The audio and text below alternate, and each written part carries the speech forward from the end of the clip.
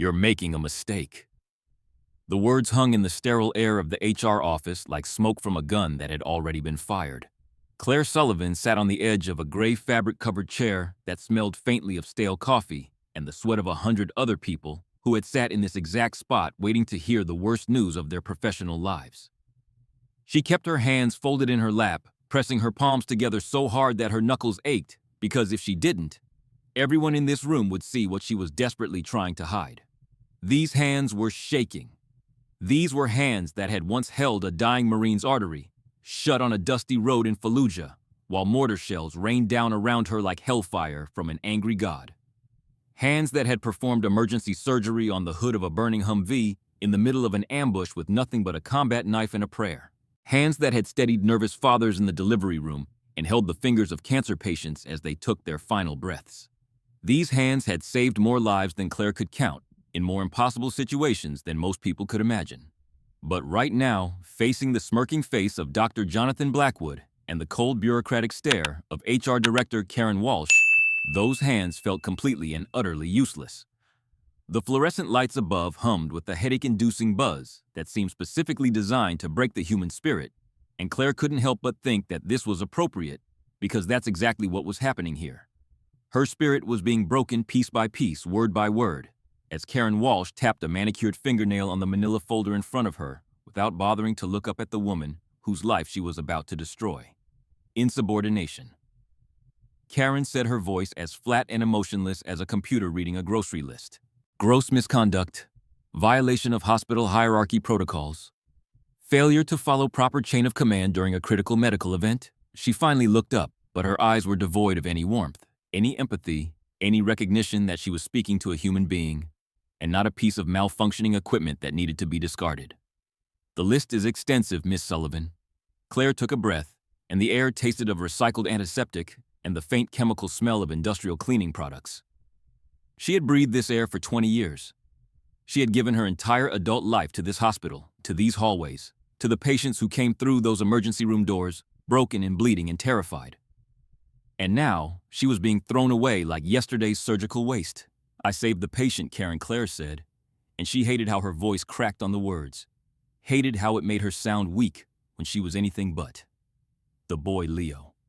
He's 8 years old. He's alive right now because of what I did. If I hadn't administered that epinephrine when I did, while Dr. Blackwood was still on the phone debating insurance authorization with the legal department, that child would be in the morgue instead of at home with his mother." Dr. Jonathan Blackwood shifted in his chair, and Claire forced herself to really look at him, even though it made her stomach turn. He was a man who wore his stethoscope like a piece of expensive jewelry, rather than a tool for saving lives draped artfully around his neck, as if it were a fashion accessory. His silver hair was perfectly styled, not a strand out of place, and his Rolex caught the fluorescent light every time he moved his wrist. He was the chief of surgery at St. Matthew's Memorial Hospital, a man whose family name was plastered on the new oncology wing in letters 3 feet tall and whose ego took up more space in any room than all the furniture combined. "You undermined my authority in a critical trauma situation," Blackwood said. And his voice was smooth, practically oily, like something slick and dangerous that you wouldn't want to touch with bare hands. "You are a nurse, Claire. A highly paid nurse, perhaps even an overqualified nurse, but a nurse nonetheless. You do not make decisions. You execute orders. That is the natural hierarchy of medicine, and it exists for a reason." He leaned forward slightly, and there was something in his eyes that made Claire's blood run cold. A flicker of something that went beyond professional disapproval into something personal, something vindictive. "When you pushed past me to access that crash cart, when you physically moved me aside to administer medication without my authorization, you created a hostile work environment. You embarrassed me in front of my staff. I created a heartbeat." Claire snapped, and she felt her composure cracking like ice under too much pressure. His throat was closing up. He was in anaphylaxis. His face was turning blue, and his mother was screaming, and you were on the phone with the legal department discussing liability and insurance coverage, while an 8-year-old boy suffocated 3 feet away from you. That is enough. Karen Walsh cut in with the precision of a scalpel, and her voice was sharp enough to draw blood. "The decision has been made, Miss Sullivan. Dr. Blackwood has formally requested your termination, and the hospital board has approved it effective immediately. We are revoking your access to the electronic medical records system as we speak. Security is waiting outside this door to escort you to your locker so you can collect your personal belongings. The silence that followed was heavy and suffocating, pressing down on Claire's chest like a physical weight. 20 years. 20 years of her life reduced to a single conversation in a room that smelled like fear and failure. Claire looked at Blackwood, and he offered her a small, triumphant smile. It was the smile of a man who had never been told no in his entire privileged life and wasn't about to start tolerating it from a 44-year-old trauma nurse with a mortgage and a bad back, and the audacity to believe that saving a child's life was more important than hospital politics. Then he said something that made her freeze, something that turned her blood to ice and then immediately to fire. "You always were reckless," Claire Blackwood said softly, almost gently, as if he were sharing a secret between old friends. Even back when Michael was alive. The mention of her dead husband hit Claire like a physical blow, and for a moment she couldn't breathe. Couldn't think. Couldn't do anything except stare at the man who had just casually invoked the name of the person she had loved most in this world. Michael had been dead for 14 years, and Blackwood had no right to speak his name, no right to use her grief as a weapon against her. The only mistake, Blackwood said, standing up and buttoning his pristine white coat with the casual confidence of a man who knew he had already won, was thinking you were indispensable. The walk from the HR office to her locker was a blur.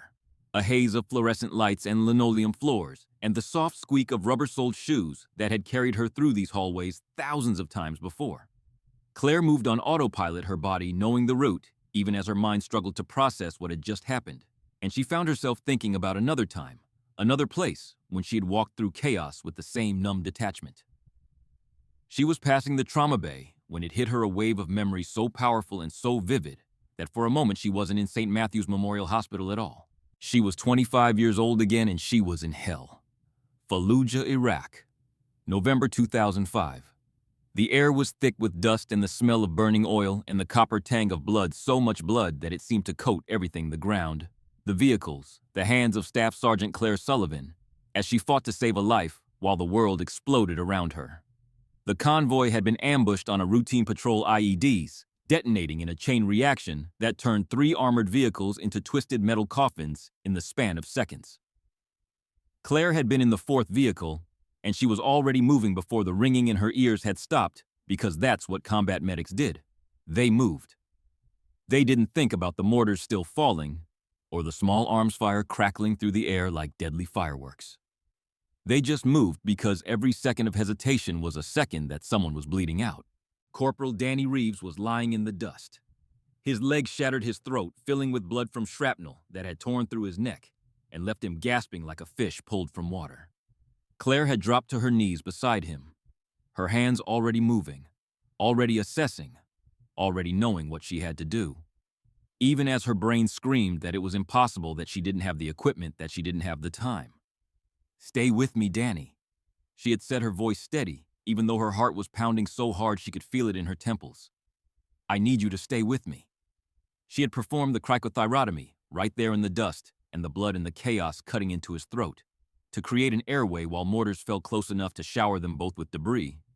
There was no sterile operating room, no surgical team, no fancy equipment. There was just Claire and her training and her absolute refusal to let another soldier die on her watch. Danny had lived.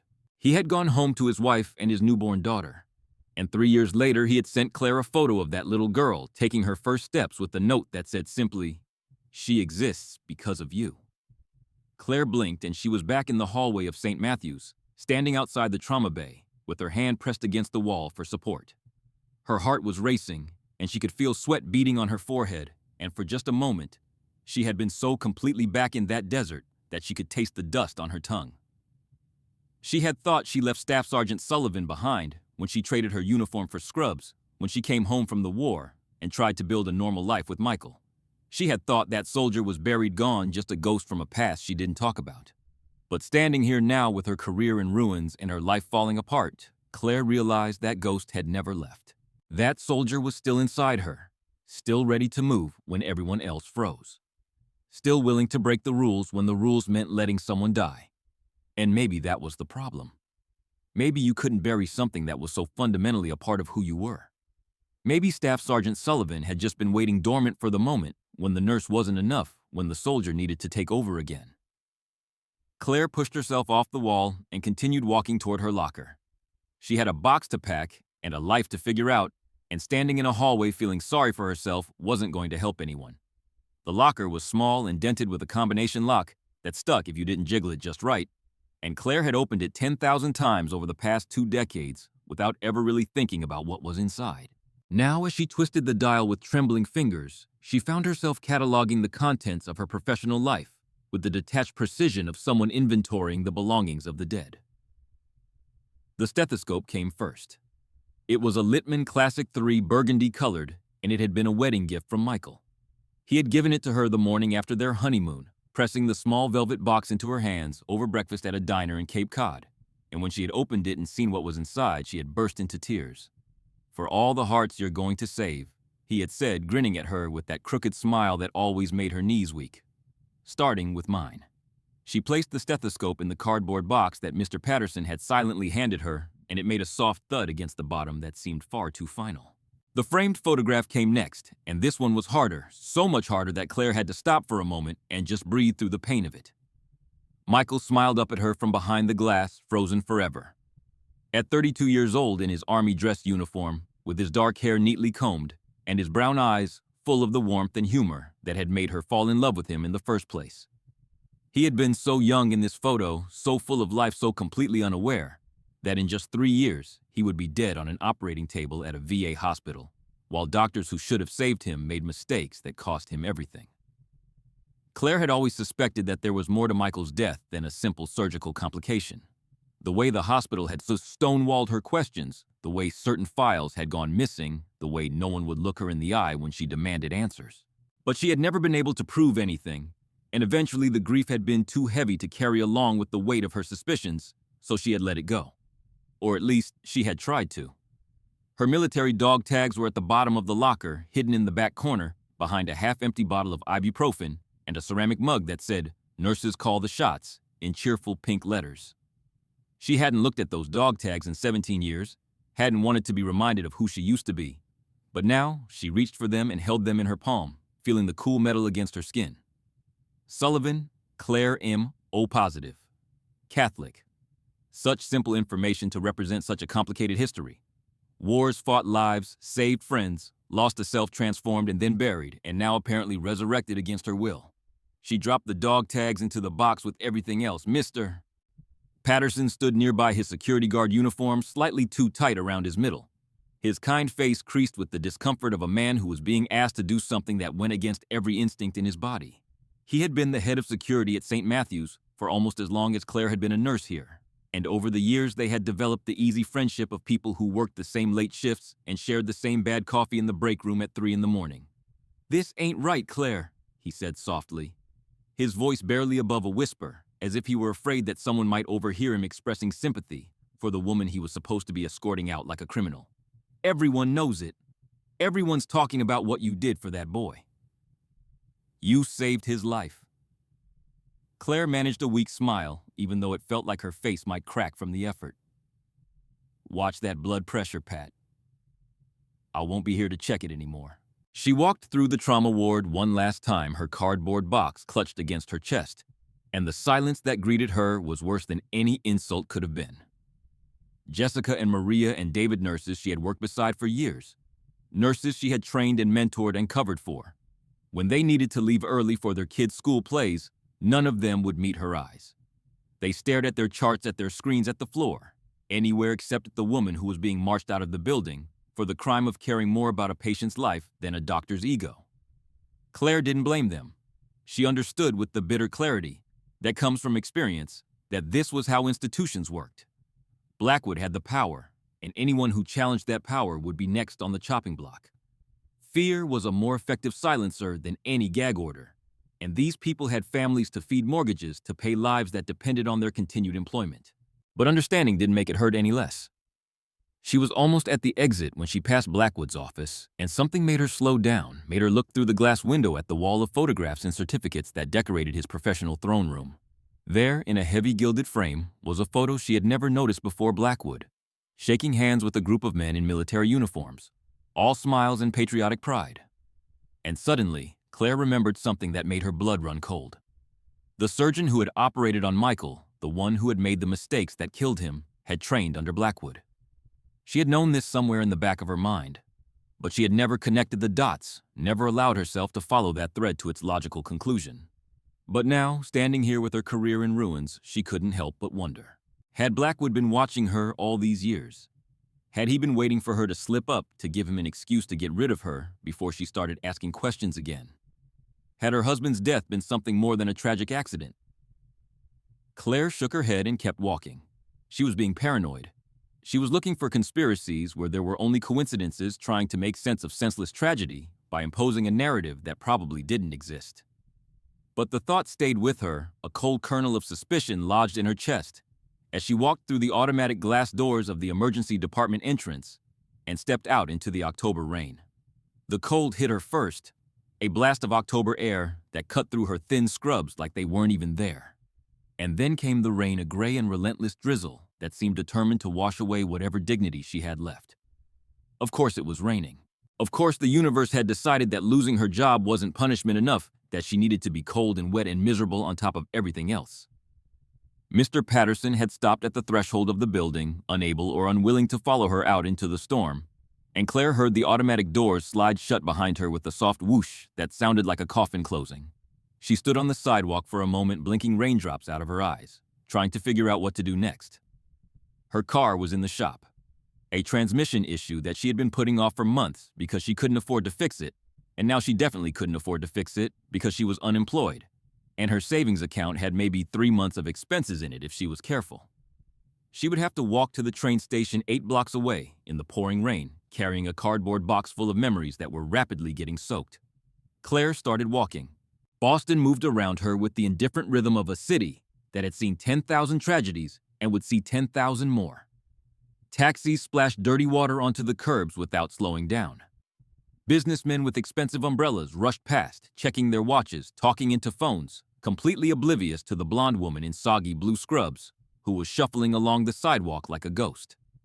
No one looked at her. No one saw her.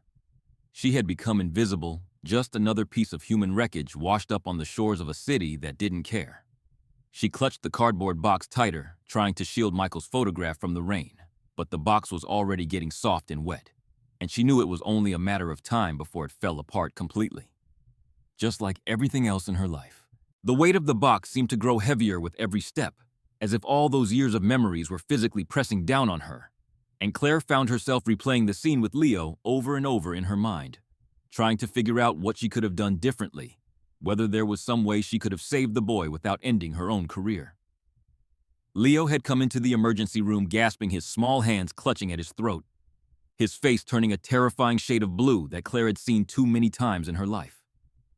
Bee sting allergy, severe anaphylactic reaction, and his airway was closing up so fast that every second felt like an hour. His mother had been screaming that awful, helpless scream of a parent watching their child die, and the sound had cut through Claire like a knife. Blackwood had hesitated. He had looked at Leo's chart, seen some note about a pre-existing heart condition, and instead of doing the one thing that could save this child's life, he had pulled out his phone and called the legal department to discuss liability and insurance coverage. Claire had seen the light fading from Leo's eyes. She had watched his lips turn blue and his small body start to convulse, and something inside her had snapped. She hadn't thought. She hadn't weighed the consequences. She had simply moved, pushing past Blackwood, grabbing the epinephrine, administering the injection that saved Leo's life. And now, she was walking in the rain with the cardboard box, unemployed. Unemployable, her reputation about to be destroyed by a man who valued his ego more than a child's life. Maybe I should have just let him handle it. Claire muttered to the wet pavement, and she hated herself for even thinking it, but the thought was there, poisonous and persistent. Maybe I'm just an old soldier who doesn't know how to stop fighting battles that aren't mine to fight. She was 3 blocks away from the hospital now, crossing the bridge over the Charles River, and she paused for a moment to look down at the dark water churning below. Not because she was thinking about jumping, nothing like that, but because she needed to stop, needed to catch her breath, needed to feel something other than the numb despair that was threatening to swallow her whole. She looked down at the box at the soggy cardboard that was starting to disintegrate in her hands, and she thought about Michael. "What would you do, Mike?" she whispered, and the rain swallowed her words almost before they left her lips. "You always said I was too stubborn. You always said I'd get in trouble someday for refusing to play by the rules. Michael would have done the same thing." She knew that with absolute certainty. He had been a combat medic too, had served in the same unit, had lived by the same code: you save the life in front of you, and you worry about the paperwork later. That's why she had loved him. That's why losing him had nearly destroyed her. "This is it, isn't it?" Claire said, still talking to a photograph that couldn't hear her. To a husband who had been dead for 14 years. "This is how it ends." Not with a bang, but with wet cardboard and a train ride to an empty apartment. She wiped the rain from her face, although it was pointless, because more rain immediately took its place, and she started walking again. She had no idea that in less than 5 minutes, everything was about to change. Claire was still on the bridge when she felt a change in the air that had nothing to do with the rain or the cold, or the wind whipping off the Charles River. It started as a vibration, something she felt in her chest before she heard it. With her ears, a deep thrumming pulse that seemed to resonate in her bones. She stopped walking and looked down at the puddles forming on the sidewalk. They were rippling, but not from the rain. The ripples were rhythmic concentric circles spreading outward in a pattern that matched the strange vibration she could feel in her chest. Then she noticed the storefronts to her left, the windows rattling in their frames, the glass humming with a frequency that made her teeth ache. The sound came next, rising above the noise of traffic and rain and city life, like thunder rolling in from a distant storm.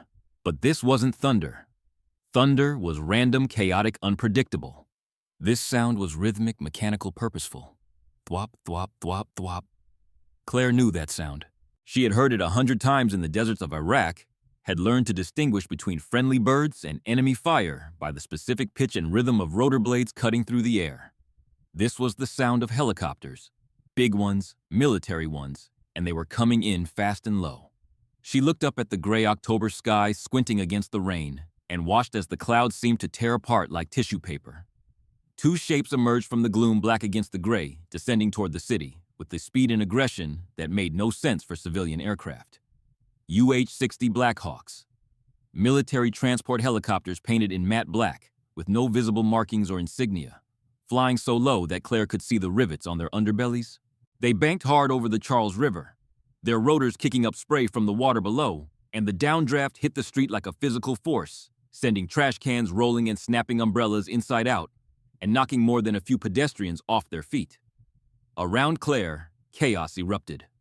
People screamed and scattered, running for cover, certain that they were witnessing a terrorist attack, or a military operation gone wrong, or some other catastrophe that would be leading the evening news. Cars slammed on their brakes, causing a chain reaction of screeching tires and honking horns and minor fender benders that would keep insurance adjusters busy for weeks. But Claire didn't run.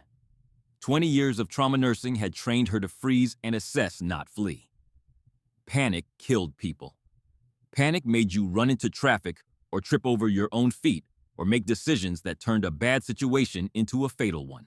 So she stood her ground, her soaked scrubs plastered to her body, her soggy cardboard box clutched against her chest, and she watched the helicopters with the professional detachment of a soldier evaluating a tactical situation. The lead Blackhawk didn't head for the hospital helipad, which was several blocks behind her. It didn't veer toward Logan Airport or any of the other logical landing zones in the area. Instead, it slowed into a hover directly over the intersection of Commonwealth Avenue and Exeter Street, approximately 30 feet from where Claire was standing, and began to descend with a precision that spoke of exceptional piloting skill. The aircraft was landing in the middle of a busy intersection during rush hour, threading between traffic lights and power lines and stopped vehicles, and the pilot was executing this insane maneuver as casually as someone parallel parking a sedan. The skids touched down on the asphalt with barely a bump, the rotors still spinning at full speed, slicing the air just feet above the heads of the terrified motorists who had abandoned their cars and were now pressing themselves against buildings and vehicles, trying to get as far away from the mechanical monsters as possible. The second helicopter remained in the air, hovering overhead in a position that Claire's military training immediately recognized as Overwatch. She could see a figure in the side door, a sniper, with a rifle scanning the crowd with the patient vigilance of a predator waiting for prey. This wasn't a crash landing or an emergency situation. This was a deliberate, planned extraction, And then the side door of the landed helicopter slid open and everything changed. 3 men jumped out of the helicopter before it had even fully settled their boots, hitting the wet asphalt in perfect synchronization, and Claire immediately recognized their gear and bearing as military special operations. Not police, SWAT, not National Guard, not any of the domestic law enforcement agencies that might conceivably have a reason to land a helicopter in the middle of Boston. These were the real deal. Tier 1 operators, the kind of men who didn't officially exist and did things that would never appear in any public record. They wore dark tactical gear with no insignia or identifying marks, just matte black and olive drab, and the dull gleam of assault rifles strapped to their chests. They moved with the coordinated precision of a unit that had trained together for years, fanning out to secure a perimeter around the helicopter, while scanning the panicked crowd with professional detachment. But the man in the lead wasn't holding a weapon. He was holding a tablet, some kind of ruggedized military computer, and he was staring at the screen with an expression of barely controlled urgency. He looked up, scanning the terrified faces around him, dismissing each one in turn, with rapid flicks of his eyes, searching for something. Someone with a desperation that seemed completely at odds with his calm professional bearing. Claire watched him spin in a circle, his gaze sweeping across the chaos, and then his eyes locked onto her. For a moment, neither of them moved. Claire stood there in her soaked blue scrubs, clutching her soggy cardboard box like a shield. Her blonde hair plastered to her face, looking nothing like whoever or whatever this man was searching for. She was just a fired nurse walking home in the rain and nobody. A piece of human flotsam cast adrift by the machinery of institutional politics. But the soldier's eyes widened with something that looked almost like relief, and he started sprinting toward her, dodging around a stopped taxi and hurtling over the hood of a sedan whose driver had abandoned it in the middle of the street.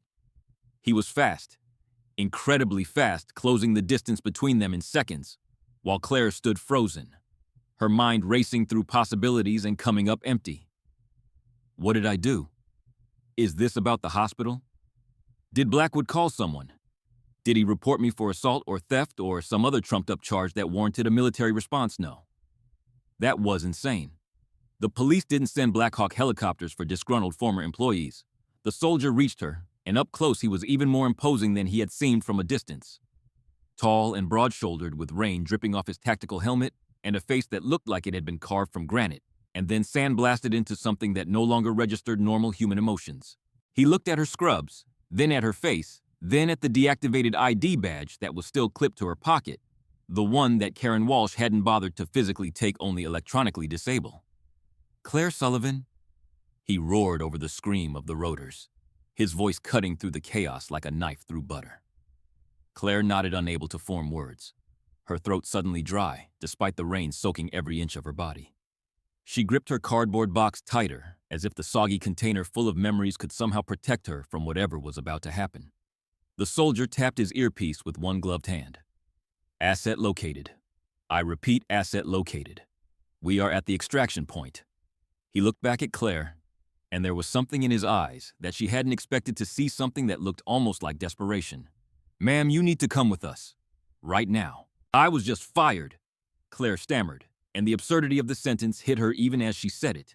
The ridiculous disconnect between her mundane professional tragedy and the military helicopters and tactical operators that had apparently descended upon downtown Boston to find her. "I don't work for the hospital anymore. If you need a doctor, Blackwood is the chief of surgery. He's back at St. Matthew's. He can—" "We don't want a doctor," the soldier shouted, and his voice was so sharp, so emphatic that it cut through Claire's confused rambling like a slap across the face. "We don't want Blackwood. Intel says you're the trauma specialist, pediatric thoracic emergencies.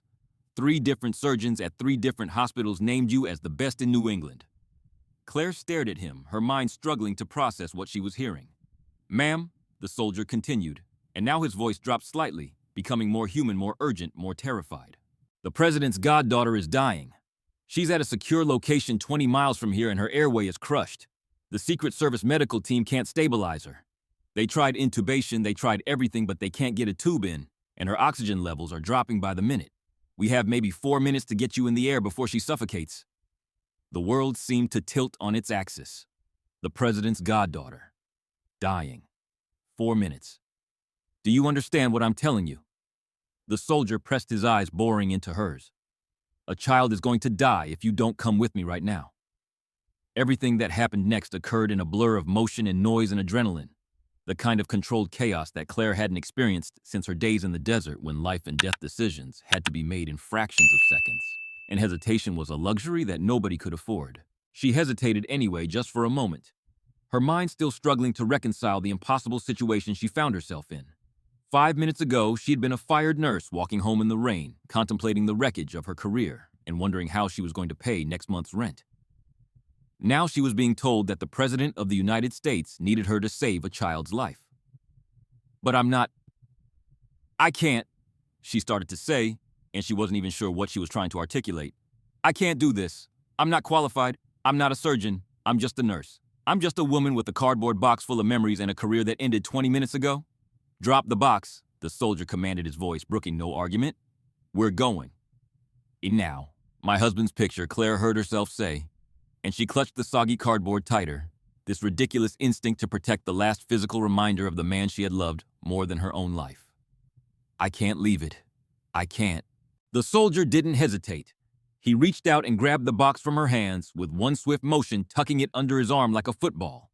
And before Claire could react, his other arm had swept around her waist and lifted her bodily off the ground. "Then the box comes too," he said. "Go, go, go." He practically threw her into the back of the Blackhawk, and Claire scrambled across the metal floor, her wet scrubs sliding on the diamond plate, her hands grasping for anything to hold on to as the aircraft shuddered around her. The soldier jumped in after her, one hand still clutching her cardboard box, and slammed the door shut with a sound like a thunderclap. "Lift off," he screamed into his headset. "Go punch it." The stomach-churning sensation of zero gravity hit Claire as the helicopter surged upward, banking hard, away from the buildings, and she was thrown against the side of the fuselage before she could brace herself. Through the rain-streaked window, she saw the city of Boston falling away below her, the streets and buildings shrinking into a gray miniature landscape, and there in the distance, she could see St. Matthew's Memorial Hospital, the gray block where her career had ended 10 minutes ago, where Jonathan Blackwood was probably still sitting in his office, celebrating his victory over the nurse who had dared to save a child's life. The soldier strapped her into a jump seat and pressed a headset into her hands. "Put this on." Claire's hands were shaking so badly that she could barely fit the headset over her ears, but once it was in place, the deafening roar of the rotors faded to a manageable hum, and she could hear the soldier's voice with crystal clarity. "My name is Captain Ryan Hayes," he said, and there was something in his tone that suggested he was not accustomed to explaining himself, but was making an exception due to extraordinary circumstances. "I apologize for the extraction method, but we are in a code-critical situation. We were told you were at St. Matthew S. We landed on the roof, but the administrator said you'd been let go." Claire felt a jolt of something, anger or vindication, or some complicated emotion in between. "Let me guess. Dr. Blackwood tried to come instead." Hayes's expression shifted almost imperceptibly, the granite facade cracking just enough to show a flicker of contempt. "Yeah, that's the guy. He tried to board the bird. Said he was the superior medical authority, that we were making a mistake by asking for a nurse instead of a surgeon." "What happened?" Hayes cracked a grim smile, and it was the first time Claire had seen anything approaching humanity on his face. "I told him my orders were for Sullivan. He refused to step back. My sniper put a laser dot on his chest and told him to sit down." He paused, and the smile widened slightly. He sat down. Claire stared at the soldier, and despite everything, despite the fear and confusion and the surreal impossibility of this entire situation, she felt a strange hysterical laugh bubbling up in her throat. She imagined Jonathan Blackwood, the god of St. Matthew's Memorial Hospital, the man who had just destroyed her career because she dared to challenge his authority, cowering on a wet helipad while a military sniper told him he wasn't wanted. It was the first moment of justice she had experienced in what felt like years. And even though it was small, even though it changed nothing about her situation, it felt good.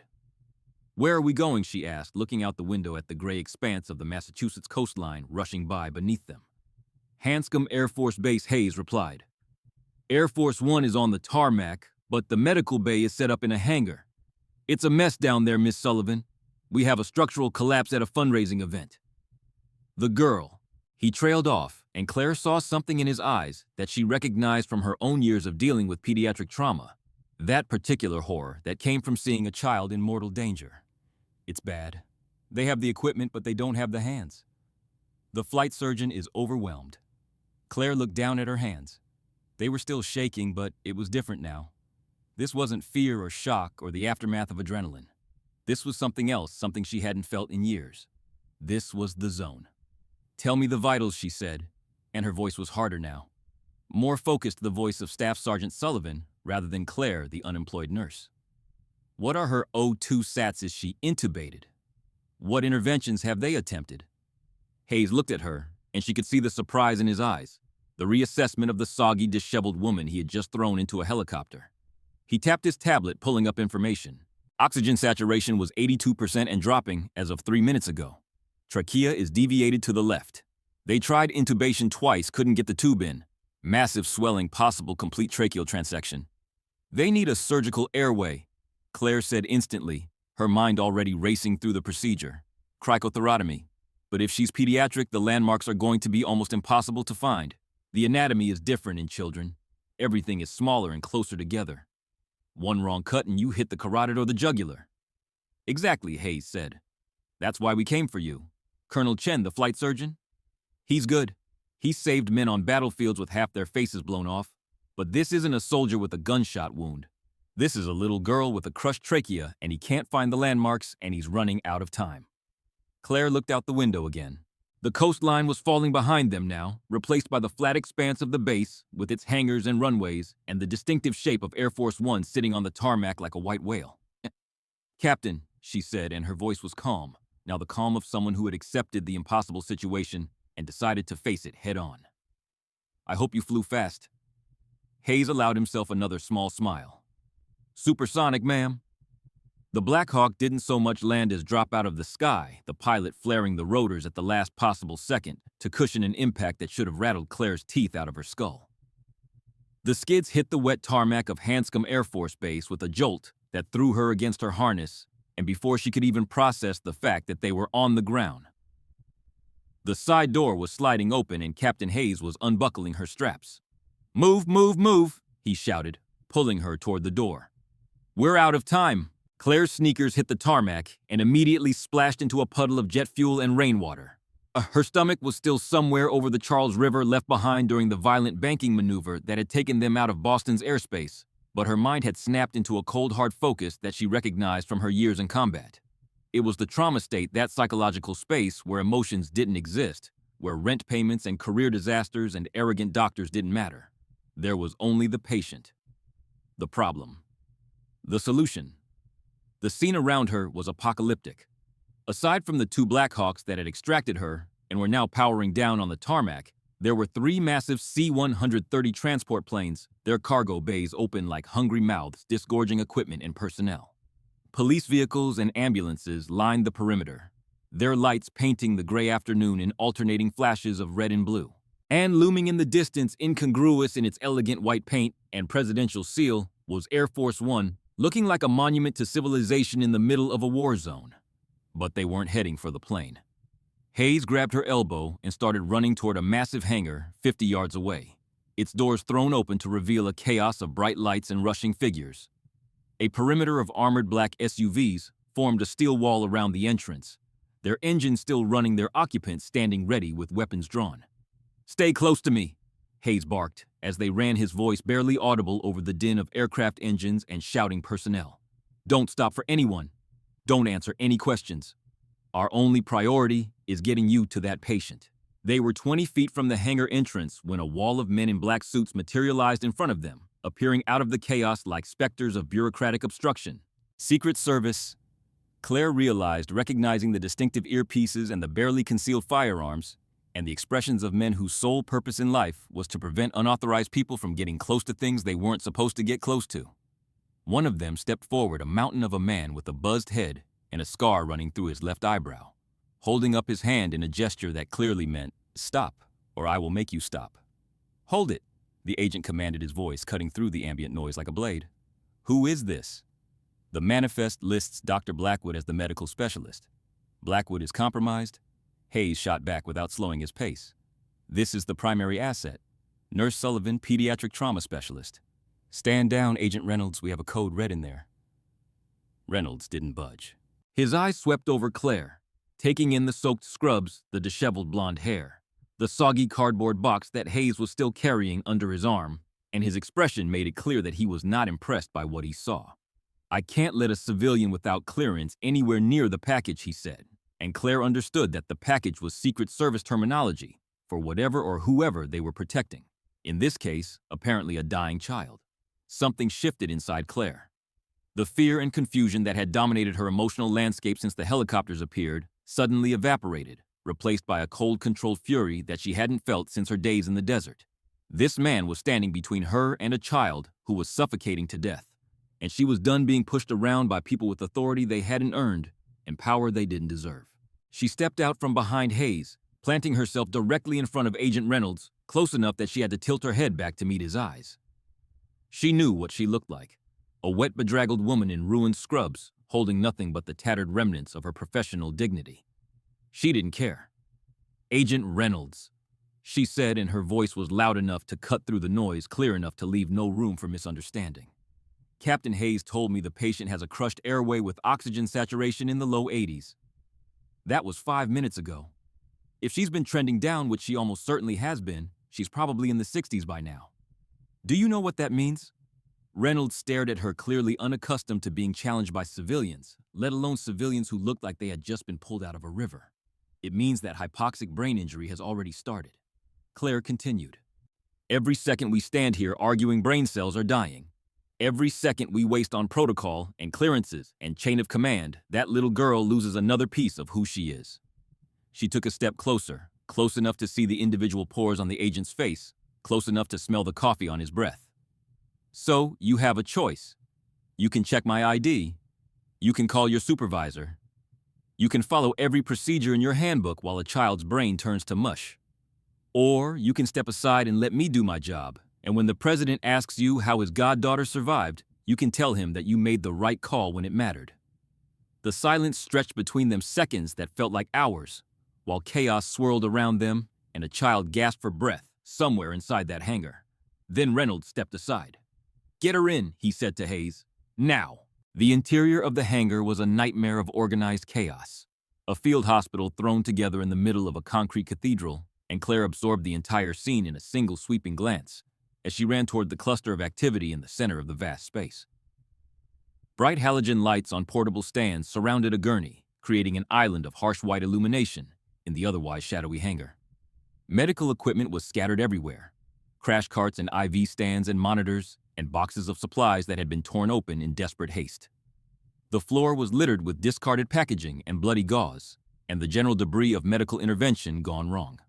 3 people in military medical fatigues surrounded the gurney, moving with the frantic energy of professionals who knew they were losing a battle. One of them, a man with graying hair and sweat pouring down his forehead despite the cool temperature of the hangar, was bent over the patient with the laryngoscope trying to pry open a mouth that had swollen shut.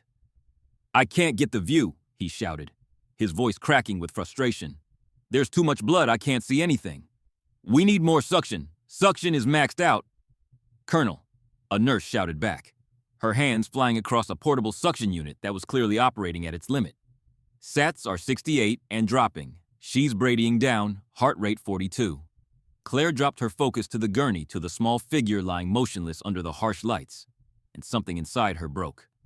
The patient was a little girl, no more than 8 years old, with blonde hair that reminded Claire painfully of photographs of herself at that age. Her face was pale, waxy, the color of a person whose body was slowly shutting down from lack of oxygen. Her lips were a terrifying shade of violet blue, the color of suffocation, the color of death approaching. And her neck was a horror show, swollen and bruised, an angry mass of purple and black that spoke of massive trauma to the delicate structures beneath. This was Sophie, the president's goddaughter, a child who had been healthy and happy and full of life before some terrible accident had crushed her throat and left her gasping for air that couldn't reach her lungs. Claire didn't ask for permission. She didn't introduce herself. She didn't follow any of the protocols or procedures that had been drilled into her during 2 decades of civilian nursing. She simply moved, crossing the distance to the gurney in 3 long strides, and positioning herself at the head of the bed right next to the colonel who was failing to save this child's life. "Stop," she said, and her voice carried an authority that surprised even her, the voice of someone who had made life and death decisions under fire and wasn't about to be intimidated by rank or hierarchy. The Colonel Dr. David Chen, according to the name tape on his fatigues, snapped his head up and stared at her with wild eyes. Who the hell are you? I'm the person who's going to tell you that you're digging around in a shattered larynx. Claire said, her eyes locked on Sophie's ruined neck. She pointed to the puffiness spreading across the child's collarbone, the telltale sign that she'd seen too many times in her career. Look at the subcutaneous emphysema. Air is leaking into the surrounding tissues, which means her trachea isn't just damaged, it's likely transected. Completely. You keep trying to intubate through her mouth, you're going to tear whatever's left of the airway. She'll never breathe again. Chen stared at her, his mouth opening and closing, and Claire could see the calculation happening behind his eyes. He was a colonel, a flight surgeon, a man who had undoubtedly saved lives in war zones and disaster areas around the world. And here was a woman in wet civilian scrubs telling him he was doing it wrong. "We need a surgical airway," Chen said finally, and his voice was trembling now, the adrenaline and fear finally breaking through his professional facade. "Cricothyrotomy." But the landmarks. He gestured helplessly at Sophie's swollen neck. "I can't find them. The swelling is too severe. If I cut and miss, I could hit the carotid or the jugular," Claire finished for him. "And she bleeds out in 10 seconds. I can't do it," Chen whispered, and the admission seemed to cost him something fundamental, some piece of professional pride that would never fully recover. "I can't see anything. I've done this procedure 100 times on adults, but on a child with this much trauma." He shook his head. "I can't find the landmarks. I don't know where to cut." Claire looked at the monitor. Heart rate 45. Oxygen saturation 60%. The flatline tone was seconds away. For a moment, just a moment, Claire wasn't in a hangar in Massachusetts. She was back in the desert, back in the dust and blood and chaos of a war zone, kneeling beside another child with another crushed airway. The memory hit her with physical force. A compound in Fallujah, 2006. An American contractor's daughter caught in the crossfire of a raid gone wrong. 8 years old, blonde hair like Sophie's throat, crushed by falling debris. Claire had saved her with nothing but a field knife and a ballpoint pen cutting into the child's neck, while gunfire echoed off the walls around them. That girl had lived. She was 23 now, somewhere in America, living a life that Claire had made possible with her training and her courage, and her absolute refusal to let a child die while she had breath in her body. She could do this. She had done this. Claire stripped off her wet jacket, revealing the blue scrubs beneath, and snapped on a pair of sterile gloves from the open box on the instrument tray. The familiar stretch of latex against her fingers centered her, grounded her, in the present moment. "Give me the scalpel," she said, extending her hand toward Colonel Chen. Chen stared at her, his face a mask of conflicting emotions. "You're a nurse." "I'm a trauma nurse who spent 10 years in the busiest emergency room in Boston," Claire replied, her voice steady as stone. "Before that, I was a combat medic with the 3rd Infantry Division. I did 3 of these in the back of a burning Humvee, while mortars fell around me." She met his eyes, letting him see the soldier beneath the civilian exterior. "Give me the scalpel, Colonel. Unless you want to explain to the president why his goddaughter died while we stood here arguing about credentials." Chen looked at the monitor, flatline tone approaching that terrible steady whine that meant time had run out. He slapped the scalpel into her hand. The hangar went absolutely silent. Even the Secret Service agents at the perimeter seemed to hold their breath, sensing that something momentous was happening that the next few seconds would determine whether a child lived or died. Claire closed her eyes for 1 second, just one, and visualized the anatomy beneath the swelling. The thyroid cartilage, the cricoid ring, the tiny membrane between them no bigger than a postage stamp, the one location where she could cut without hitting a major blood vessel. It was there. It had to be there. She opened her eyes. "I need everyone to be absolutely quiet," she said softly. "I need to feel this." She reached out with her left hand, her fingers probing the ruined landscape of Sophie's neck. It felt like pressing on a water balloon, the tissues so swollen with fluid and trapped air that the normal landmarks had been completely obliterated. She could feel the military nurse beside her tensing, could hear the soft beeping of the monitor slowing down the rhythm of a heart that was giving up. Beep, beep, beep. Claire pressed harder, ignoring the fluid shifting under the skin, searching for any hint of structure beneath the chaos. Her fingers moved slowly, methodically reading the child's anatomy, like a blind person reading Braille. And then she felt it. A tiny ridge, a hard spot amidst the soft horror of traumatized tissue, the cricoid cartilage. "I have it," she said softly. She didn't hesitate. With her right hand, she brought the scalpel down, making a horizontal incision with the confidence of someone who had done this in far worse conditions than a well-lit hangar with the full surgical team standing by. Blood welled up immediately, dark and fast, and Claire heard someone behind her gasp. "Suction," she commanded, and her voice was calm, controlled the voice of a surgeon who was exactly where she was supposed to be. The military nurse moved instantly, clearing the field with the suction tip. Claire used the back of the scalpel handle to separate the tissue, peeling back layers of blood and muscle, searching for the white flash of cartilage that would tell her she was in the right place. "There. 4.0 tube," she said. "Now." Chen handed her the pediatric tracheostomy tube, his hands trembling slightly. "I'm going in," Claire announced. She pushed the tube into the incision, feeling it meet resistance almost immediately. The cartilage was crushed, distorted a maze of damaged tissue that wanted to trap the tube and prevent it from reaching the airway. If she pushed too hard, she would collapse what was left of the structure. If she didn't push hard enough, the tube would end up in a false passage and air would fill the neck instead of the lungs. Claire twisted her wrist, a corkscrew motion that she had learned from an old Vietnam veteran medic during her first deployment. The movement was gentle but firm, threading the needle between too much and not enough. The tube popped through the resistance. "Bag her," Claire said. The nurse attached the ambu bag and squeezed, forcing air through the tube. Everyone in the hangar stared at Sophie's chest, waiting for the rise that would mean success. Nothing happened. "No breath sounds," Chen shouted, his stethoscope pressed against Sophie's chest. "You missed. The tube isn't in the airway." "I didn't miss," Claire gritted out, her mind already racing through the possibilities. "It's a mucus plug. The trauma caused a blockage." She grabbed a suction catheter, threaded it down through the new tube, and applied negative pressure. When she pulled it back, a thick clot of blood and mucus came with it. A solid plug of debris that had been blocking the airway like a cork in a bottle. "Bag her again," Claire commanded. The nurse squeezed the bag, and this time Sophie's chest rose. A beautiful, symmetrical rise, both lungs inflating together. "We have breath sounds," Chen shouted, relief cracking his voice. "Bilateral good air entry on both sides." Claire allowed herself one breath, one moment of relief, and then the monitor flatlined. The continuous damning tone of the flatline filled the hangar like a death knell, drowning out every other sound, every other thought, every other reality, except the terrible fact that Sophie's heart had stopped beating. "She's in arrest." Colonel Chen shouted, his hands already moving toward the child's chest.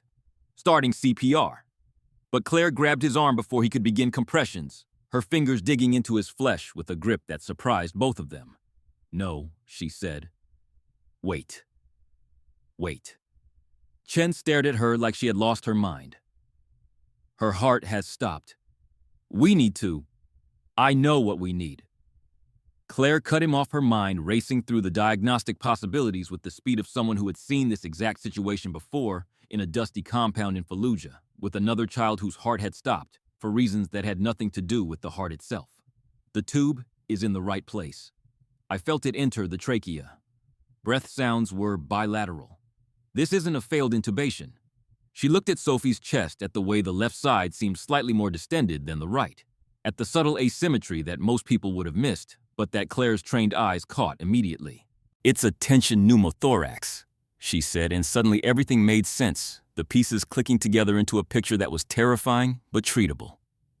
Air is filling her chest cavity. Not from the tube, from the original trauma. There must be a tear in the lung tissue that we didn't see. The air is building up outside her lungs, compressing them, crushing her heart from the outside. Chen's face went pale as he understood the implications. "If we do CPR on a tension pneumo, we make it worse," Claire finished. "Every compression pushes more air into the cavity. Her heart doesn't need to be restarted. It needs room to beat." She looked around frantically, spotting what she needed on the instrument tray. "I need a 14-gauge needle. Right now." The military nurse hesitated for just a fraction of a second, looking at Chen for confirmation. "Give it to her," Chen shouted, and whatever reservations he had about taking orders from a civilian nurse in wet scrubs had been burned away by the reality of a child dying in front of him. The needle was in Claire's hand before the nurse had fully extended her arm. Claire found the second intercostal space on Sophie's chest, the spot between the second and third ribs, directly in line with the middle of the collarbone. This was a procedure she had performed 47 times in combat zones, often in the dark, often under fire, often on patients who were already technically dead by any conventional measurement. She pushed the needle through the chest wall. The hiss of escaping air was immediate and violent, a rush of trapped gas that sounded like a tire being punctured, and Claire watched as the distended left side of Sophie's chest visibly deflated the pressure, releasing the compression on her heart easing. Everyone stared at the monitor. 1 second, 2 seconds, 3 seconds, nothing. And then beep. A single heartbeat, tentative and weak. Beep, beep. Stronger now, finding its rhythm. Beep, beep, beep, beep. The oxygen saturation numbers began to climb. 70, 75, 80, 85, 90, 95, 98. Sophie's lips, which had been the color of a bruise just moments ago, began to fade from violet to pink, the terrible blue tinge retreating as oxygen finally reached the tissues that had been starving for it. "She's back," Chen whispered, and his voice was thick with emotion, cracking on the words. "Oh my God, she's back." Claire secured the needle with tape, ensuring that the decompression would continue to function, then stepped back from the table and began peeling off her bloody gloves. Her hands were trembling now, the adrenaline that had carried her through the procedure finally releasing its grip on her nervous system. She had done it. Against all odds, with improvised equipment and no surgical team, and a child who had been minutes from death, she had done it. Sophie was alive. The aftermath of a successful resuscitation is a strange thing. A liminal space between crisis and calm, where the body hasn't yet caught up with the reality that the danger has passed. Claire leaned against a metal supply cart, her legs suddenly feeling like they were made of water instead of muscle and bone, and she wiped the sweat and rain from her forehead with her forearm. Colonel Chen was still standing at the gurney, staring at Sophie's chest as it rose and fell with the easy rhythm of normal breathing, as if he couldn't quite believe what he was seeing. He started, then stopped, shook his head, started again. "I've been a flight surgeon for 18 years. I've operated in 3 different war zones. I've saved men who had half their faces blown off by IEDs. Men who should have died 10 times over before they reached my operating table." He looked at Claire with an expression that mixed awe with something that might have been shame. That was the finest piece of emergency medicine I have ever witnessed. Both procedures, the crick and the decompression, executed perfectly under impossible conditions. And I say that as someone who couldn't do it myself. Claire managed a weak smile, though it felt like her face might crack from the effort. "Just plumbing, Colonel. That's all medicine really is when you strip away the fancy degrees and the expensive equipment. Just plumbing. Finding the blockage, clearing the line, making sure the fluid goes where it's supposed to go." She looked around for her cardboard box, suddenly desperate for the comfort of something familiar, something that connected her to who she was outside of this hangar. She spotted it on a supply crate, where Hayes had set it down, the cardboard even more waterlogged than before, barely holding together. The truth hit her then, settling into her chest like a stone. She had saved this girl, but nothing else had changed. She was still unemployed. She was still the woman who had been walked out of St. Matthew's by security, while her colleagues refused to meet her eyes. She was still going to have to figure out how to pay her rent and fix her car and rebuild a career that had been destroyed by a man who valued his ego more than a child's life. The hollow feeling surprised her. She had expected triumph, vindication, something approaching happiness. Instead, she felt empty, exhausted, wrung out like a dish rag that had been used too many times. She had no one to call, no one to share this moment with. Michael had been dead for 14 years, and she had never really let anyone else get close enough to fill the void he had left behind. But then the activity at the hangar entrance suddenly spiked, and Claire looked up to see the Secret Service agents straightening to attention, their hands clasping in front of them in that distinctive pose that meant someone important was approaching. The wall of suits parted like the Red Sea, and President Daniel Mitchell walked into the hangar. He didn't look like a president. That was Claire's first thought as she watched him cross the concrete floor of the hangar with long, urgent strides. He was wearing a casual windbreaker and jeans, no suit, no tie, none of the formal trappings of the most powerful office in the world. He looked like a man, just a man who was terrified for someone he loved. He was flanked by 4 Secret Service agents who looked even more dangerous than the ones Claire had encountered outside their eyes, constantly scanning their hands, never far from their weapons. But Mitchell seemed oblivious to his protection detail. his entire focus locked on the gurney where Sophie lay, finally breathing, her chest rising and falling with the steady rhythm of a child who was going to live. "Sophie," he said, and his voice cracked on the name as he reached the bedside and took her small hand in his much larger one. "Oh, sweetheart." Colonel Chen stepped forward, his posture straightening instinctively in the presence of his commander-in-chief. "She's stable, Mr. President. Her airway is secure. Oxygen saturation is at 100%. Mitchell closed his eyes and exhaled a long, shuddering breath that seemed to release years of tension from his body. When he opened his eyes again, they were glistening with unshed tears. "They told me she was choking," he said quietly. "They told me you couldn't get a tube in, that she was suffocating, that there was nothing anyone could do. I couldn't," Sor Chen admitted, and Claire could see how much the confession cost him, how much it hurt his professional pride to admit failure in front of the President of the United States. It was a complex injury. The swelling obscured all the landmarks. "I couldn't find a safe place to cut. I was afraid that if I tried, I would kill her." Mitchell looked at Chen for a long moment, then nodded slowly.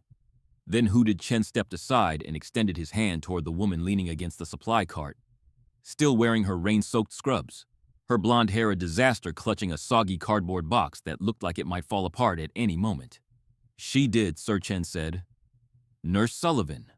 The President of the United States walked toward Claire, and with each step, the distance between them seemed to shrink in ways that had nothing to do with physical space. He stopped in front of her, and up close she could see the lines around his eyes, the gray at his temples, the evidence of the enormous pressure that came with his position. But right now, none of that mattered. Right now, he was just an uncle who had almost lost his niece. He extended his hand, and when Claire took it, his grip was warm and firm and genuine. "You saved her life," he said simply. "My sister Sophie's mother passed away 3 years ago. Cancer. I promised her that I would look after Sophie, that I would protect her, that nothing would ever happen to her." His voice caught, and he had to pause for a moment to compose himself. "If we had lost her today, if she had died while I was sitting in meetings talking about budgets and policies and all the things that suddenly seemed so completely meaningless." He trailed off, unable to finish the sentence.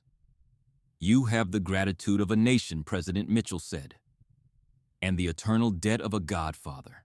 Claire nodded, not trusting her voice to speak, overwhelmed by the surreal reality of the moment. 30 minutes ago, she had been walking in the rain with the cardboard box, convinced that her life was over. Now, she was standing in a hangar, holding hands with the President of the United States, being thanked for saving a child's life. "Where are you based?" Mitchell asked, and his tone had shifted slightly, becoming more businesslike, more presidential. "St. Matthew's, right. That's where Captain Hayes picked you up. I want to call your administrator personally. I want to tell them that they have a national treasure on their staff, someone who should be recognized and rewarded for the kind of excellence that you demonstrated today." Claire felt the blood drain from her face. She could lie. The thought flashed through her mind with the seductive whisper of self-preservation. She could say, "Yes, let him make the call," and maybe Blackwood would be so intimidated by presidential attention that he would hire her back, sweep the whole ugly incident under the rug, pretend it never happened.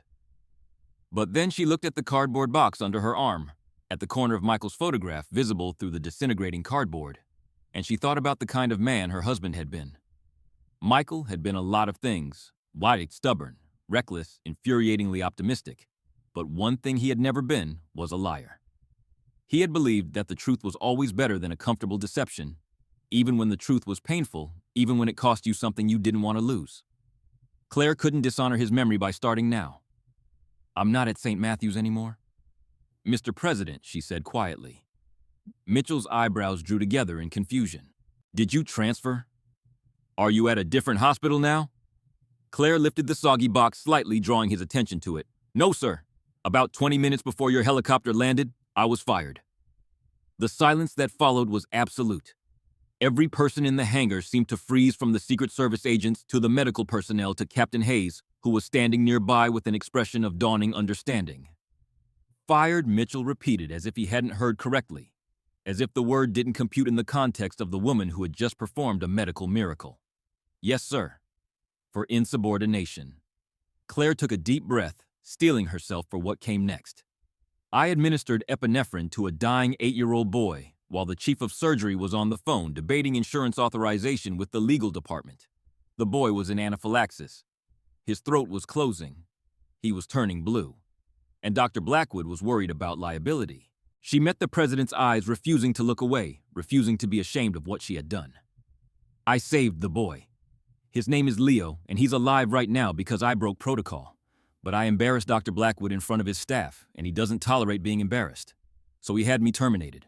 Effective immediately. No severance, no appeal, no chance to defend myself. President Mitchell's expression had changed during her confession, shifting from confusion to understanding to something much darker, much more dangerous. It was the expression of a man who had commanded military forces, who had made decisions that affected millions of lives, who did not tolerate petty tyrants abusing their power. You were fired, he said slowly, each word precise and cold, for saving a child's life. Yes, sir. By Dr. Jonathan Blackwood. Mitchell turned to his chief of staff, a sharp-eyed woman named Elena, who had been standing silently in the background, tablet in hand. Get the Secretary of Health and Human Services on the phone. Mitchell said, his voice low and controlled in a way that was somehow more frightening than if he had been shouting. And the governor of Massachusetts. And find out who sits on the board of directors for St. Matthew's Memorial Hospital. He turned back to Claire, and there was a small, grim smile playing at the corners of his mouth. Nurse Sullivan, the president, said, I don't think you're going to be unemployed for very long. 1 hour later, Claire found herself sitting in a place she had never imagined she would ever see in person, the executive conference room of Air Force One. The contrast with her situation 60 minutes earlier was so extreme that it felt like a hallucination, like a fever dream, brought on by hypothermia and emotional exhaustion. She was wearing a dry navy blue Secret Service windbreaker that someone had found for her, and she was sipping hot tea from a cup that bore the presidential seal. Through the window, she could see the tarmac of Hanscom Air Force Base, where helicopters and SUVs moved in organized patterns that spoke of immense power mobilizing for purposes she could only guess at. Sophie had been airlifted to Walter Reed Medical Center by a specialized transport team. The last Claire had heard, the little girl was stable, sedated, and expected to make a full recovery. Doctors were already talking about reconstructive surgery to repair the damage to her trachea, about the long road of physical therapy that lay ahead, but the important thing, the only thing that really mattered, was that she was going to live. President Mitchell sat across from Claire, reviewing a file that his aides had compiled during the flight from Boston. His casual demeanor from the hangar had been replaced by something harder, more focused, the demeanor of a man who was preparing for battle. 20 years, he said, looking up from the folder. Perfect attendance. 3 commendations for valor during the pandemic, when you volunteered for extra shifts in the COVID ward. Even though you could have stayed in the relative safety of the trauma unit. Not a single disciplinary mark on your record until today. He closed the folder. And before nursing, you were a combat medic. 3rd Infantry Division, 2 tours in Iraq. Bronze Star for valor. That was a different life, Sir Claire said quietly. Clearly not, Mitchell replied, and there was something in his voice that suggested admiration, recognition of a kindred spirit. That soldier saved my goddaughter today. That soldier is still very much alive. Before Claire could respond, Elena entered the room, her face tight with controlled urgency. Mr. President, you need to see this, she said, turning on the large monitor mounted on the wall. It's trending worldwide. The hashtag Where's the Nurse is the #1 topic on every social media platform. The screen filled with shaky cell phone footage, clearly shot by a pedestrian on a Boston street. Claire watched herself from an outside perspective for the first time, seeing the Blackhawk landing in the intersection, seeing Captain Hayes sprint toward a bedraggled woman in blue scrubs, hearing his voice cut through the chaos of the rotor noise. We don't want the doctor. We want the nurse. Then the footage showed Hayes practically throwing her into the helicopter, the aircraft lifting off and banking away over the city skyline, leaving behind a crowd of stunned onlookers and a traffic jam that would probably take hours to clear. The internet is losing its mind. Elena continued scrolling through what appeared to be an endless stream of social media posts. Everyone wants to know who the nurse is, why the military wanted her specifically, and why she was standing on a street corner with a box of personal belongings in the middle of a workday. Claire felt her face flush with embarrassment. They had seen the box. They had seen her walking in the rain looking like a refugee from her own life. They've already identified you, Elena said. Internet detectives matched your image to the St. Matthew's staff page. But here's the problem. She clicked a remote and the screen switched to a live news feed. CNN, A red banner across the bottom read, St. Matthew's Hospital addresses viral military incident. And there, standing at a podium in the hospital lobby, was Dr. Jonathan Blackwood. He looked grave serious, every inch the concerned administrator, dealing with a difficult situation. Behind him stood Karen Walsh, nodding along with everything he said.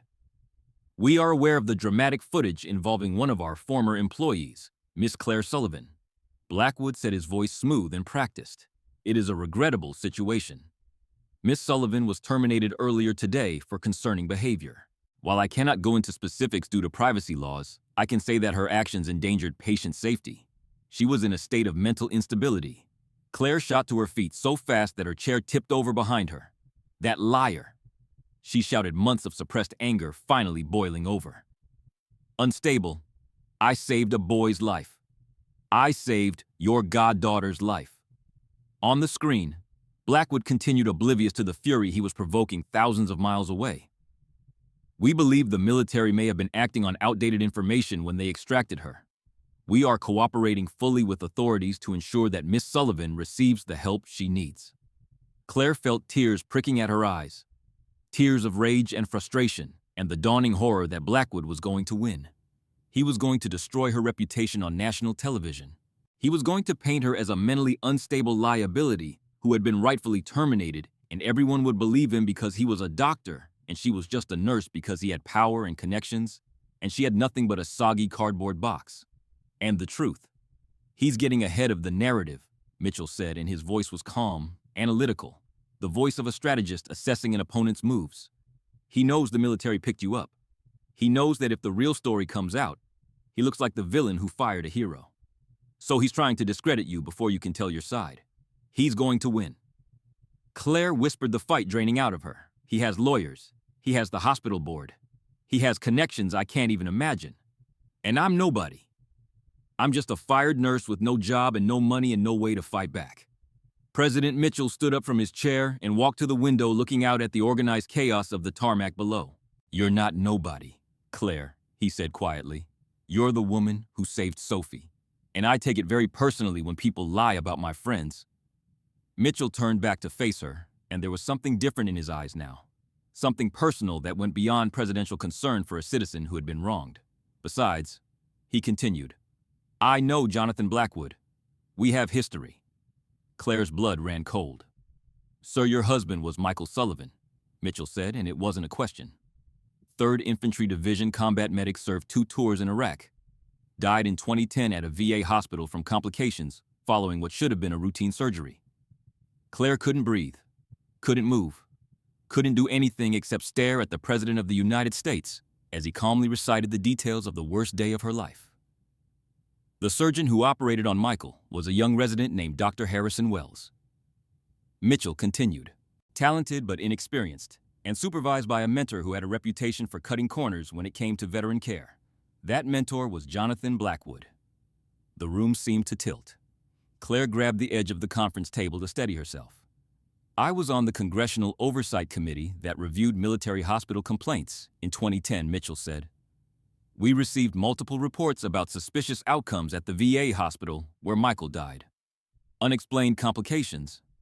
Patients who went into surgery healthy and came out dead. We suspected malpractice, possibly worse, but every time we tried to investigate, we hit walls. Evidence disappeared. Witnesses recanted. Someone with power and connections was protecting the doctors involved. Blackwood, Claire whispered. Mitchell nodded slowly. I've been waiting 14 years for that man to make a mistake I could prove. Something public. Something undeniable. He met her eyes and there was something fierce in his gaze. Something that spoke of long-simmered anger finally finding an outlet. Today he fired a woman for saving a child's life. He lied about her on national television. And he tried to insert himself into a federal emergency so he could take credit for a rescue he had nothing to do with. He smiled, and it was not a pleasant expression. You just handed me everything I need, Claire, and I intend to use it. Mitchell buttoned his jacket with the decisive movements of a man preparing for combat. Dr. Blackwood is holding a press conference right now, Elena reported. He's taking questions for another 20 minutes. Good, Mitchell said. Claire, grab your things. We're going to Boston. Sir, I have a meeting with the governor this afternoon anyway. I think we can make a small detour. His smile widened, taking on an edge that made Claire think of sharks circling wounded prey. I think it's time we returned you to your workplace. And I think we should do it while the cameras are still rolling. The press room at St. Matthew's Memorial Hospital had never been so crowded. Every news outlet in Boston was there, plus the national bureaus that had scrambled crews to cover the viral Blackhawk nurse story. Cameras and microphones bristled from every corner aimed at the podium, where Dr. Jonathan Blackwood was holding court like a king addressing his subjects. He was enjoying himself. Claire could see it in the way he stood, the way he gestured, the subtle smirk that played at the corners of his mouth, even as he spoke words of concern and regret. He had always loved attention, always craved the spotlight, and now he had the biggest audience of his career hanging on his every word. It is never easy to let a staff member go. Blackwood was saying, his voice dripping with practiced sympathy. Claire Sullivan was a fixture at St. Matthew's for a very long time, but medicine requires precision, not vigilantism. We have strict protocols for a reason, and when those protocols are violated, patients suffer. But why did the military want her, specifically a reporter from the Boston Globe, pressed? They flew 2 Blackhawk helicopters into downtown Boston and extracted her like she was a VIP. That doesn't happen by accident. Blackwood waved a dismissive hand. A clerical error, I'm sure. I offered my own services to the rescue team, but in the confusion they grabbed the first person they saw wearing scrubs. It was a chaotic scene. He was about to continue when every phone in the room lit up simultaneously. Buzzes, chimes, and notification sounds created a symphony of digital interruption that made Blackwood pause mid-sentence. What is it, he asked, clearly annoyed by the distraction. A reporter in the front row looked up from his phone with wide eyes. Dr. Blackwood, are you aware that the presidential motorcade just exited the highway? Traffic control says they're heading directly for St. Matthew's. Blackwood's face went pale. Here, why would they be coming here? Before anyone could answer, the wail of sirens began to bleed into the room from the street outside. Not one siren. Not two. A symphony of them, the coordinated scream of a full presidential motorcade in motion. Through the glass doors of the main entrance, red and blue lights began to flash. The rumble of armored vehicles vibrated through the floor. Then the doors burst open, and 2 Secret Service agents in full tactical gear swept into the lobby, their rifles held at the ready. "Clear the lane," one of them shouted. "Make a hole." The reporters parted instantly, abandoning their positions around the podium to create a clear path from the entrance to where Blackwood stood. They turned their cameras, their microphones, their attention away from the chief of surgery and toward the doors. Chicago police officers entered first, followed by Secret Service agents, followed by more police. The amount of security was overwhelming, designed to impress, to intimidate, to make it absolutely clear that the power entering this building was not to be trifled with. And then, walking side by side through the gauntlet of armed personnel, came President Daniel Mitchell and Claire Sullivan. Claire was still wearing the oversized Secret Service windbreaker, her blonde hair pulled back in a messy bun that she hadn't had time to fix. She looked like exactly what she was, a woman who had been through hell in the past 2 hours and had come out the other side with a story to tell. But she walked with her head high, and the President of the United States had his hand on her back, guiding her, supporting her, presenting her to the assembled press corps as if she were a visiting head of state. The room exploded with flashbulbs. Blackwood gripped the podium so hard that Claire could see his knuckles turning white from across the room. His face had gone from pale to ashen, the color of a man watching his own professional obituary being written in real time. President Mitchell didn't stop at the edge of the crowd. He walked directly to the podium, directly to where Blackwood was standing, frozen, like a deer caught in the headlights of an oncoming semi-truck. "Excuse me," Dr. Mitchell said, and his voice was amplified by the microphone that Blackwood was still standing in front of. "I believe you're in my spot." Blackwood stumbled backward, nearly tripping over a cable in his haste to get away from the podium. "Mr. President, we weren't expecting." Mitchell ignored him completely. He adjusted the microphone to his height, took a moment to look directly into the bank of cameras, and began to speak. "My fellow Americans," he said, and his voice carried the weight of the office he held, the authority of a man who had been elected to lead the most powerful nation on earth. "I apologize for interrupting Dr. Blackwood's press conference, but I was watching it from Air Force One and I felt compelled to come down here and correct the record." He gestured to Claire, who had positioned herself to his right, her hands clasped in front of her, her expression calm despite the terror she felt inside. "Dr. Blackwood just told you that Claire Sullivan was fired for mental instability. He told you that she was a liability to this hospital, that she endangered patients, that the military made a mistake in extracting her. Mitchell let the silence hang for a moment, heavy and expectant. The truth, he continued, is very different. 2 hours ago, my goddaughter Sophie suffered a catastrophic airway collapse at a fundraising event. She couldn't breathe. Her throat was crushed, and she was dying. The room was absolutely silent now, every reporter hanging on every word. The best doctors in the military tried to save her. They couldn't. The Secret Service medical team tried to save her. They couldn't. We asked for Claire Sullivan by name because 3 different surgeons at 3 different hospitals identified her as the best thoracic trauma specialist in New England. Mitchell's voice hardened. When she arrived, she didn't just assist. She performed 2 separate life-saving procedures that the military flight surgeon was afraid to attempt. She cut into my goddaughter's throat to create an airway when no one else could find the landmarks. And when Sophie's heart stopped from a complication no one had anticipated. Claire diagnosed it in seconds and performed a second emergency procedure that saved her life. A collective gasp rippled through the assembled reporters. She saved my family, Mitchell said simply. And she did it exactly 1 hour after being fired by this man. He pointed directly at Blackwood, who was now visibly sweating, his perfect composure crumbling like a sandcastle in a rising tide. And why was she fired? Because earlier today, she saved another child's life. An 8-year-old boy named Leo, who was dying of anaphylaxis, while Dr. Blackwood debated insurance authorization with the legal department. The reporters turned on Blackwood like a pack of wolves who had finally spotted wounded prey. Dr. Blackwood, is that true? Did you fire her for saving a patient? Did you lie about her mental state? Blackwood held up his hands, his voice cracking. Now wait. Wait a minute. There are complexities. Insurance protocols. Chain of command. Insurance protocols, Claire said. And it was the first time she had spoken since entering the room. Every camera swung toward her. Leo was dying, Jonathan. Her voice was steady now, fueled by months of suppressed anger and years of suspicion, finally finding an outlet. He was 8 years old. His face was turning blue and his mother was screaming, and you were on the phone with lawyers. I didn't have time for your protocols. I didn't have time for your chain of command. I had time to save a child's life, so that's what I did. Blackwood tried to rally to summon the arrogance that had carried him through 3 decades of hospital politics. This is absurd. I am the chief of surgery at this hospital. I determine the fitness of my medical staff. You cannot simply waltz in here and... Actually, President Mitchell interrupted, his voice cutting through Blackwood's bluster like a knife through butter. I can do quite a bit more than that. He nodded to Agent Reynolds, who stepped forward holding a manila envelope. Mitchell accepted it, opened it slowly, deliberately letting the tension build.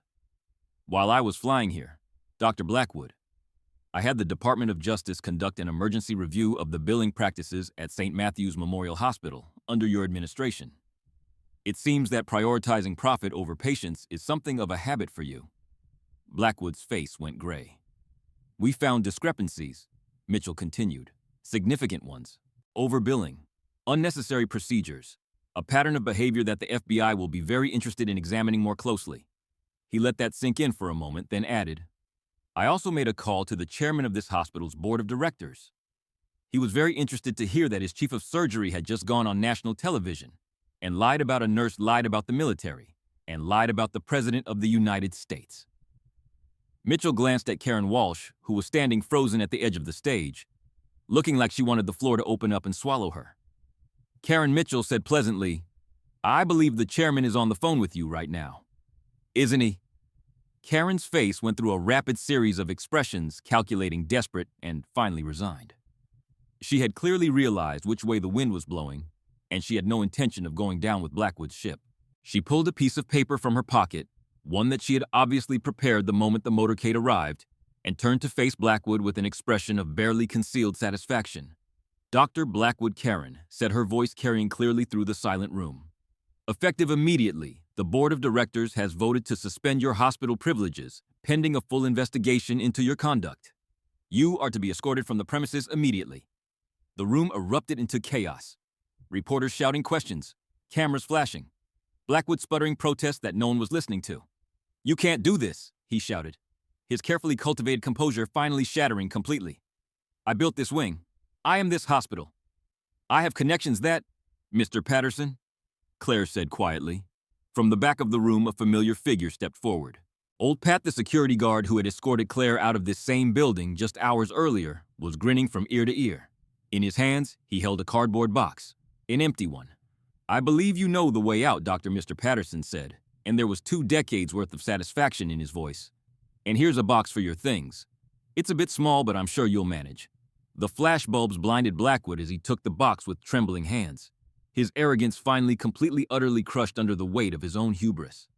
The October sun was warm on Claire's face as she stood beneath the white tent in the courtyard, a perfect contrast to the cold rain that had been falling exactly 1 year ago, when her world had fallen apart and been rebuilt in the span of a single afternoon. She smoothed the lapel of her white coat, a gesture that had become habitual over the past 12 months, and allowed herself a moment to appreciate how much had changed. This wasn't the standard nurse's uniform she had worn for 2 decades. This was the coat of the Director of Nursing Operations at the newly renamed Sullivan Center for Pediatric Trauma.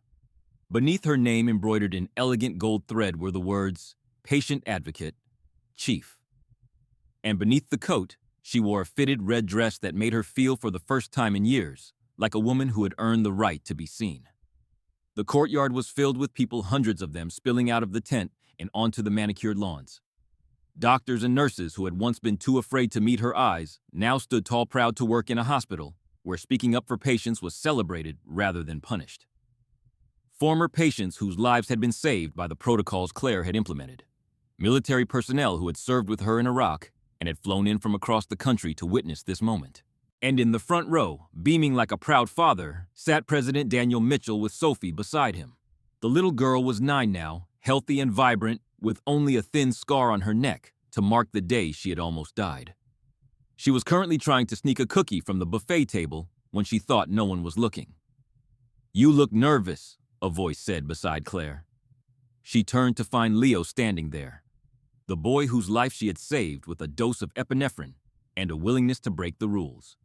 He was 9 years old now, dressed in his Sunday best, looking up at her with the easy confidence of a child who had never learned to be afraid of authority. "Speeches aren't really my thing," Claire admitted, crouching down to his level. "I prefer IVs and emergency procedures." "Just tell them the helicopter story again," Leo said, his eyes bright with excitement. "That's the best part. Everyone loves the helicopter story." Claire laughed, a genuine sound that felt foreign after so many years of holding herself together. "I think everyone knows that story by now, Leo." "Then tell it anyway," he said with the unassailable logic of childhood. "Good stories get better every time you tell them." The applause that greeted Claire as she approached the podium wasn't polite or perfunctory. It was a roar, a wave of sound that washed over her and threatened to knock her off her feet. She gripped the edges of the podium, waiting for the noise to subside, and looked out at the sea of faces before her. She saw Mr. Patterson near the back, still the head of security, but now sporting a much nicer uniform and a raise that she had personally insisted upon. She saw the nurses who had once been too afraid to defend her, now empowered, confident, knowing that they would never again be punished for putting patients first. A year ago, Claire began, her voice steady and clear. "I walked out of these doors with the cardboard box. I thought my value was determined by an ID badge and a payroll number. I thought power belonged to people with the biggest titles and the most impressive degrees." She paused, her eyes finding Leo and Sophie in the crowd. "But I learned something that day. Power isn't a title. Power is the ability to help someone who needs you. Authority isn't given by a board of directors. It's earned through the trust of the people whose lives you hold in your hands." Her voice grew stronger, carrying across the silent courtyard. "When we put on these scrubs, we aren't just employees. We are the last line of defense between life and death. And no policy, no protocol, and no administrator should ever stand between us and doing what is right."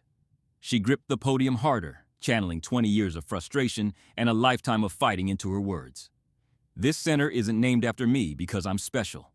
It's named after a nurse to send a message in this building. The patient comes first. Always. And if you ever have to break a rule to save a life," she allowed herself a small smile, "I suggest you do it. Just make sure you have a good lawyer, or at least a president on speed dial." The crowd erupted in laughter and cheers, and Claire felt something she hadn't felt in years. Hope.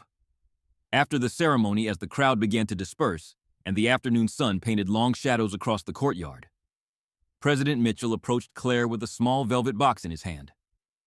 Captain Hayes couldn't be here, Mitchell said. He's deployed overseas on an operation I can't tell you about, but he asked me to give you this. Claire accepted the box and opened it carefully. Inside, nestled on black velvet, was a military morale patch. It showed the silhouette of a Blackhawk helicopter against a medical cross, and beneath it in bold letters were the words, "We don't want the doctor." Tears welled in her eyes as she closed the box and held it against her chest. "Thank you, Mr. President," she whispered. "No," Mitchell said, squeezing her shoulder.